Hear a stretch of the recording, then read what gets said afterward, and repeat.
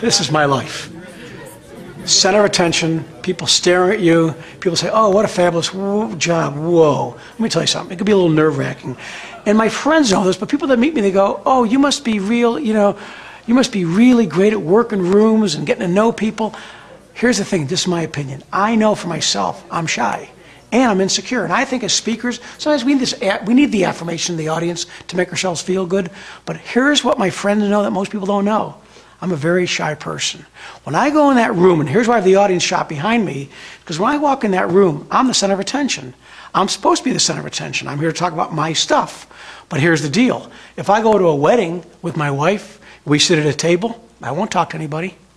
I'm not good at this. I sit on the airplane. I don't remember the last time I talked to someone on the airplane next to me, unless they said something to me. I am not a good networker. Here's why. Small talk. I know some people that are fabulous at it. I've been trying to read books. One of the books by Suzanne Rowan called How to Work a Room, Networking. Well, here's the problem. I'm trying to get better. It's hard. It's, to me, one of the hardest things. Like some people, public speaking, they say the hardest thing in the world. One-on-one, a conversation with someone is very difficult for me. But here's where I'm taking my lessons from. Kids. Kids are still the best networkers I've ever seen. Think about it. You go to someone's house, you never met them before, you go with your husband, wife, or you meet someone, what happens the first time? Whoa, nice house, how long have you lived here? How many square feet do you have? What do you do for a living? All the same kind of questions we go through. I can't tell you how many times I go on a sales call, and they start the small talk with the weather and sports. I've never been in my doctor's office, and the doctor goes, hey, how about those Browns? They hit the ground running, they're there to do business.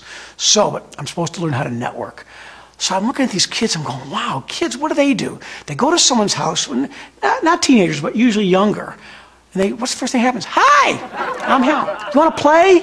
And they go right to the sand. They start playing. They just start playing. They go to the sandbox. I never hear kids go, hey, how many square feet you got your sandbox? They don't care. Kids want to do things all day, all night, play.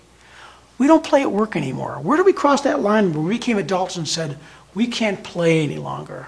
So I'm trying to practice this networking stuff. You go to a reunion, there's certain people you might gravitate to, you want to see, what about the other people? What do you say? Well, here's what I've learned. Now, I'm being a hypocrite. What I'm about to teach you or tell you, I have trouble myself. So I'm uncomfortable telling you this, but it's what I've read I'm trying to do. So, we're all not perfect. Like if we talk about listening skills, I'm a terrible listener. Trying to be a better one.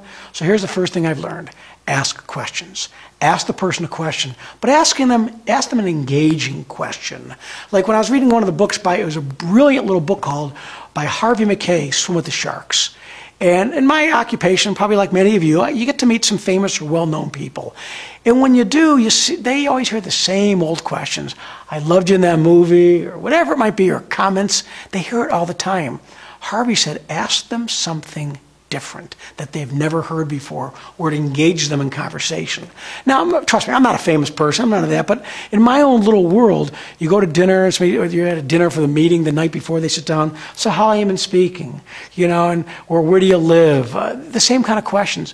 But somebody asked me a question, Hal, have you ever bombed? What happened? How did it make you feel? Wow, that's a great question. So if you're going to meet someone, what questions are you going to ask to engage that person, have a conversation with you? Again, like a game. You have to be politically correct in our new world, but where can you go without pushing too much where that person wants to talk to you? Because look, Dale Carnegie, How to Win Friends, Influence People, they've always said the same thing. People love to hear their own voice. They want to talk. Or how many times you meet someone and they're telling you about themselves. You can't wait for them to ask you a question so you can talk about yourself. But it's good to have the dialogue back and forth with real interesting questions. So you got to practice this. Where do you practice? Go anywhere. Go to a party. Go to a bar mitzvah. Go to a reunion. Go with maybe you meet a new friend. Ask them a question. But the more you practice this, the better you become at it. Now, I'm trying. I'm not there yet, but I'm not going to give up. In fact, next time I go on the airplane, I'm going to try and talk to the person next to me. Maybe not.